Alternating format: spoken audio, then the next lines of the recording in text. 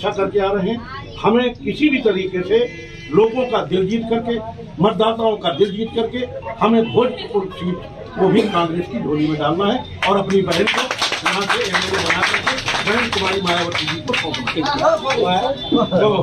प्रदेश में कितनी जो बसपा छोड़ता है वो बसपा को भूल नहीं पाता, क्योंकि बसपा एक ऐसा पॉलिटिकल पार्टी है, ये भाईचारा फैलाता है और सब वर्कर को और सब लीडर को इक्वल स्टेटस और इज्जत देता है। कोई भी पॉलिटिकल पार्टी में जाके शामिल हो रहे बसपा का नेता, उन्हें बार बार याद आता है बसपा, क्योंकि बसपा में जब वो नेता रहता है तो उनका कद ऊंचा रहता है। बसपा छोड़ने के बाद जब वो दूसरी पार्टी में चला जाता है तो उनका कद गिर जाता है। वो इज्जत, वो प्रेस्टीज, वो रुतबा उनका डाउन हो जाता है। और बसपा एक कैडर बेस्ड पार्टी होता है। बसपा का वर्कर, बसपा का पदाधिकारी, बसपा का जितने भी एमएलए और एमपी, बाबा साहेब अम्बेडकर, दादा साहेब घासीराम, तथागत बुद्ध, कबीर, गाडगे बाबा, गुरु घासीदास, गुरु रोहिदास, ये सब का इतिहास पढ़ते हैं। माता सावित्रीबाई फूले, ज्योतिबा फूले, माता रमाबाई के बारे में जानते हैं। जब ये लोग अपना स्वार्थ प्राप्त करने के लिए पार्टी छोड़ देते हैं तो इनको नींद में भी बसपा याद आता है, इनको नींद में भी बहन मायावती जी याद आते हैं, दादा साहब कांशीराम याद आते हैं। वैसे ही परिस्थिति अब देखने के लिए मिला है। उत्तर प्रदेश में प्रेस मीट करते हुए कांग्रेस का नेता, यानी पहले ये नेता बसपा में थे और बसपा छोड़कर इन्होंने कांग्रेस में शामिल हुए, तो आज का तारीख में हम उन्हें कांग्रेस का नेता ही कहेंगे। कांग्रेस का नेता नसीमुद्दीन सिद्दीकी जी प्रेस मीट कर रहे थे और वोट भी मांग रहे थे कांग्रेस को जिताने के लिए, लेकिन वो क्या कह रहे थे आप सुनेंगे तो हैरान हो जाएंगे। वो कांग्रेस का प्रेस मीट में बहन जी को भूल नहीं पाए। वो प्रेस मीट में ये बताते हैं कि आप सब लोग को मेरा ही अपील है कि आप बहन मायावती जी को वोट देकर जिताइए।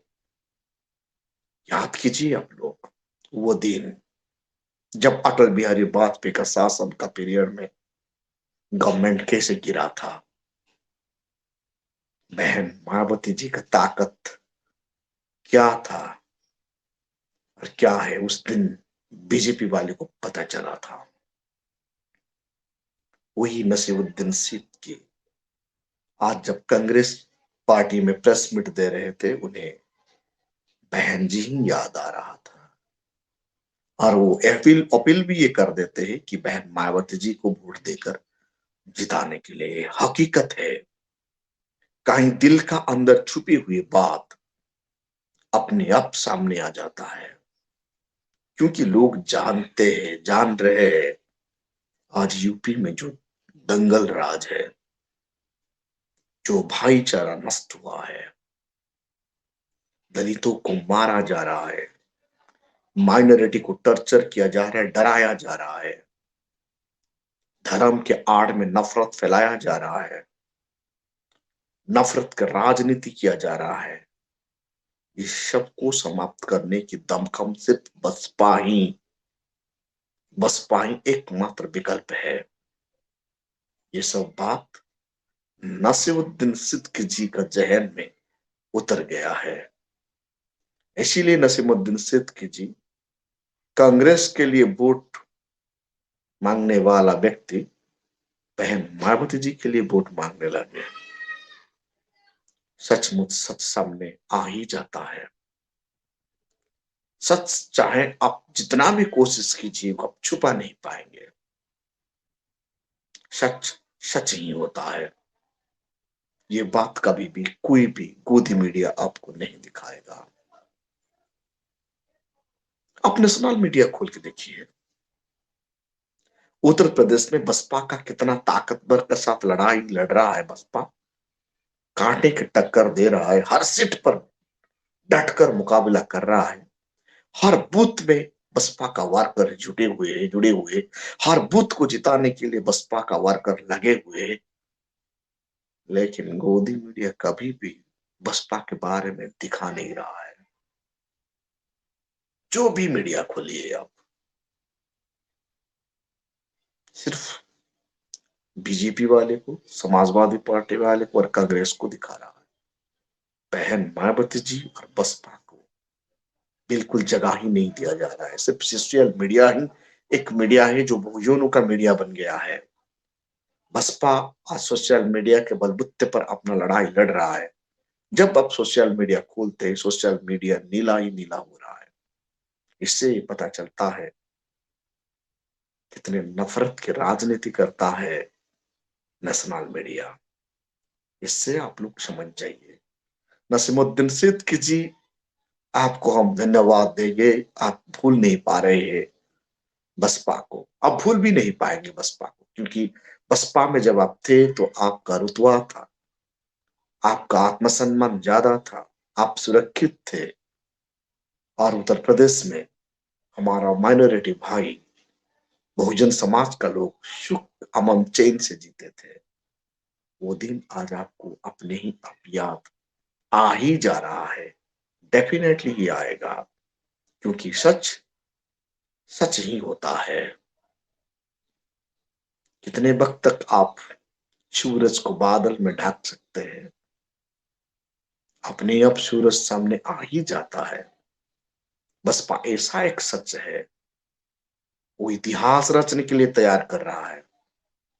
बसपा ऐसा एक पॉलिटिकल रिवॉल्यूशन है जो भारत के संविधान को बचाने के लिए दमखम रख रहा है।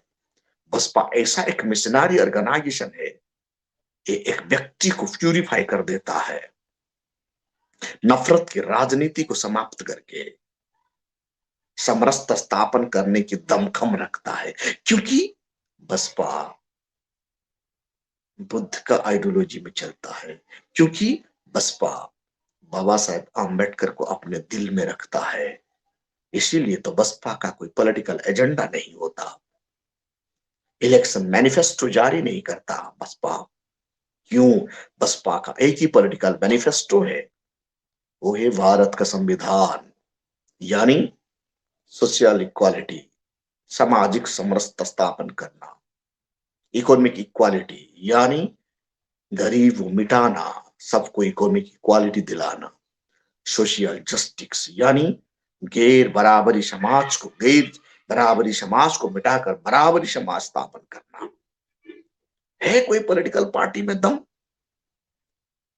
बिल्कुल नहीं, सिर्फ बसपा ही ये दमखम रखता है। कोई भी political party social equality, political equality, social justice, political justice, economic equality, economic justice दिला नहीं पाएंगे। जिस दिन ये लोग ये अधिकार दे देंगे, इनका पॉलिटिक्स फिनिश हो जाएगा, उनका धर्म का आड़ पर खेल बंद हो जाएगा, गरीब और अमीर का जो खेल चल रहा है वो बंद हो जाएगा। भारत में इतने प्राइम मिनिस्टर बने हैं, कोई भी आज तक भारत का संविधान का आर्टिकल 14 को इंप्लीमेंट कर नहीं पाए, जहां इक्वालिटी के बारे में लिखा गया है। एक बार, सिर्फ एक बार बसपा को आप लोग भारत का कुर्सी पर बिठा कर तो देखिए, ये भारत सोने की चिड़िया बन जाएगा। भारत का शासन भारत का संविधान से चलेगा। नसीमुद्दीन सिद्दीकी जी, आप कभी भी भूल नहीं पाएंगे। उत्तर प्रदेश बहन जी को भूल नहीं पा रहा है। लोगों का थोड़ा सा गलती हुआ, बीजेपी को वोट देकर उत्तर प्रदेश को कैसे बर्बाद कर दिए लोग आज याद कर रहे हैं। इसीलिए 2022 का पहला चरण का इलेक्शन, अब दूसरा चरण का इलेक्शन में लोग बढ़ चढ़ कर हिस्सा ले रहे हैं। ये एंटी इनकम्बेंसी की तरह जा रहा है। ग्राउंड रिपोर्ट से ये भी पता चल रहा है बीजेपी सफाई हो रहा है।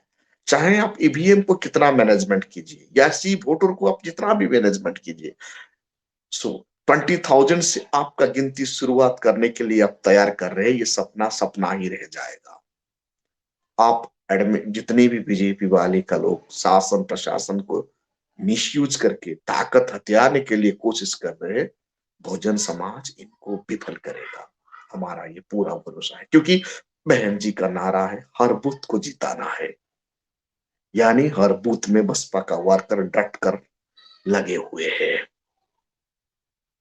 आने वाला वक्त ही बताएगा। ये कयास भी लगाया जा रहा है 2022 में यूपी में बसपा एब्सोल्यूट मेजॉरिटी के साथ ताकत में आ रहा है और संविधान को बचाने की प्रयास लगभग सफल हो रहा है। अगर आपने अभी तक हमारा चैनल सब्सक्राइब नहीं किया है तो सब्सक्राइब करें और घंटी का बटन बिल्कुल भी दबाना ना भूलें ताकि सभी लेटेस्ट खबरें पहुंच सकें आप पे सबसे पहले।